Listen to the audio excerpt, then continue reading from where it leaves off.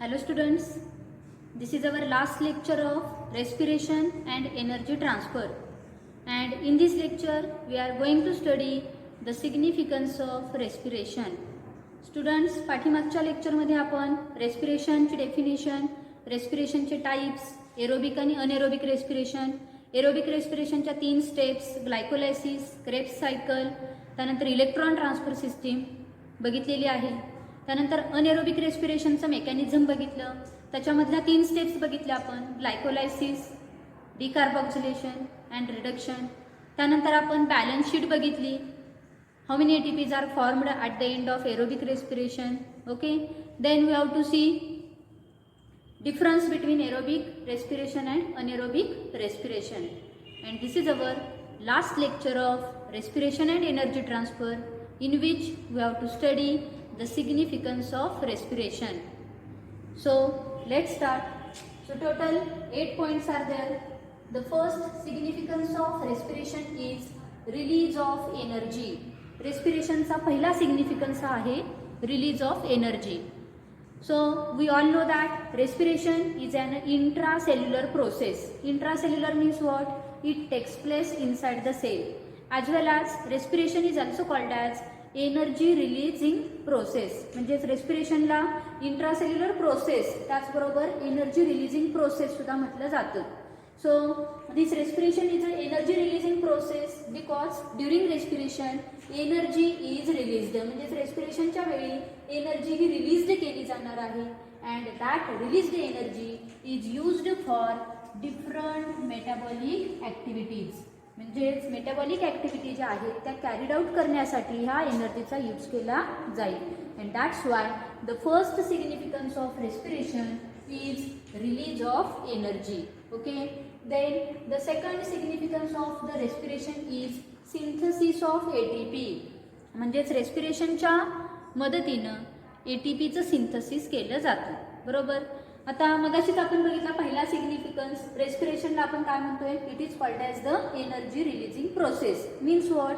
During the respiration energy is released. म्हणजेच रेस्पिरेशनच्या वेळी energy released होणार आहे, and such released energy is used for synthesis of ATP. म्हणजेच रेस्पिरेशनच्या वेळी बाहेर पडलेली जी एनर्जी आहे या एनर्जीचा यूज हा ATP सिंथसिससाठी केला जाणार आहे.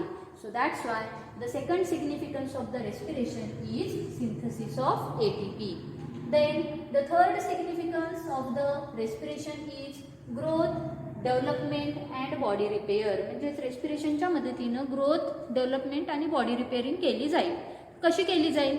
परत तेच, here at the time of respiration energy is released, and such released energy is used for growth of the body, then development of the body as well as repairing the body.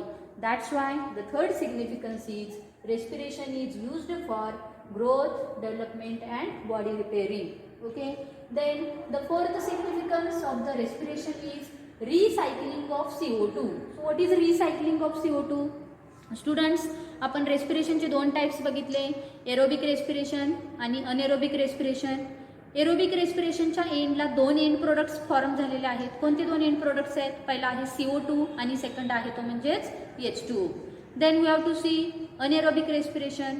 At the end of anaerobic respiration again 2 end products are formed. These 2 end products are CO2 and ethyl alcohol or ethanol. Means what?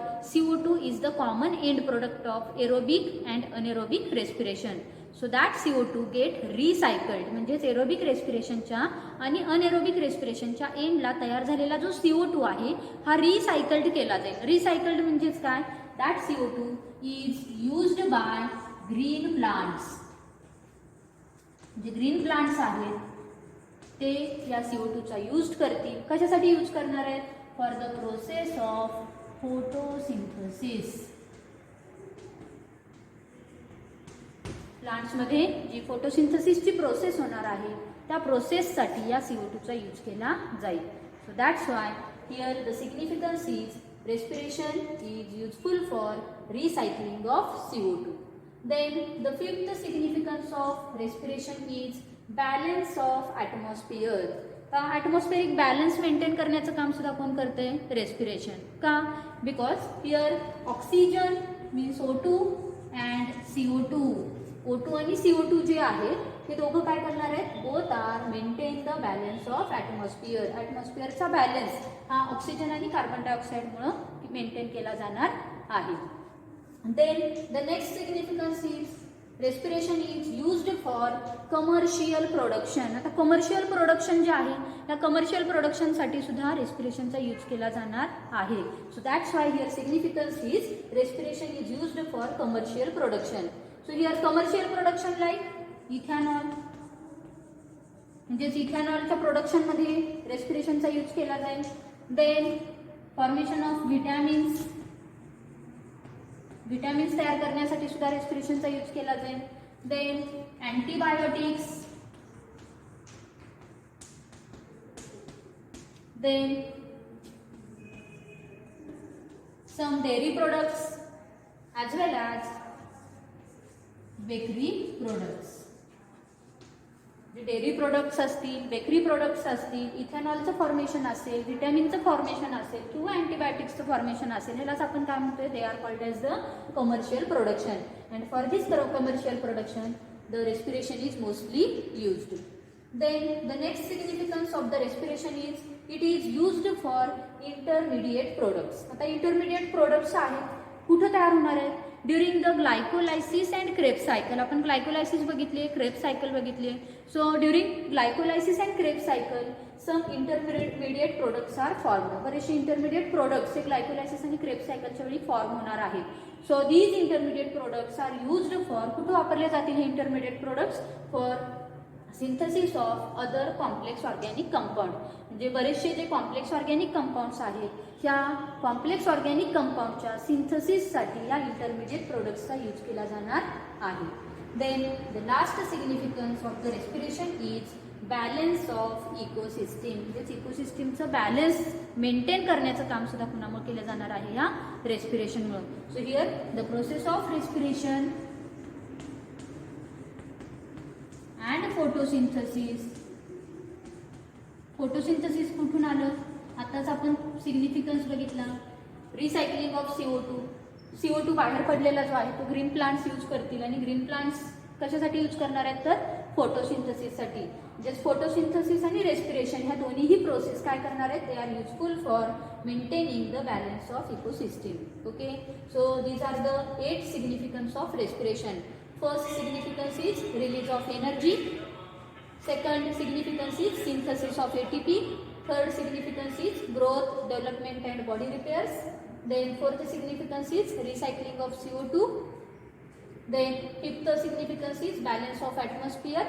Then sixth significance is for the commercial production.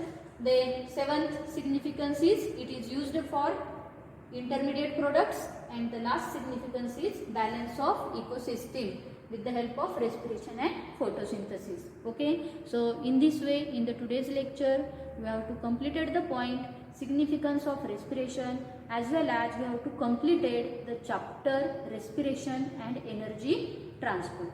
Okay, thank you.